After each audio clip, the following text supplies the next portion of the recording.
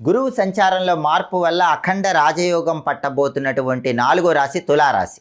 ఎందుకంటే మే 15 గురువు మారగానే తులారాశి వాళ్ళకి గురువు భాగ్యస్థానంలోకి ప్రవేశిస్తాడు. అంటే విశ్వావసు నామ సంవత్సరంలో గురువు తులారాశి వాళ్ళకి భాగ్యస్థానంలో ఉంటాడు. క్రితం సంవత్సరం మొత్తం గురువు అష్టమంలో ఉన్నాడు, అన్ని కష్టాలే. ఇప్పుడు భాగ్యస్థానంలోకి వచ్చాడు. పూర్వజన్మ పుణ్యం తులారాశి వాళ్ళకి కలిసి వస్తుంది. పూర్వజన్మల్లో చేసిన పుణ్యం అంతా కలిసి వచ్చి తులారాశి వాళ్ళకు మట్టి పట్టుకుంటే బంగారం అవుతుంది. ఆర్థికంగా కలిసి వస్తుంది. ఆకస్మిక ధన ప్రాప్తి యోగం ఉంటుంది. ఆదాయ మార్గాలు పెరుగుతాయి, ఖర్చులు తగ్గుతాయి, కుటుంబ సమస్యలన్నీ తొలగిపోతాయి, ఆరోగ్యం బాగుంటుంది.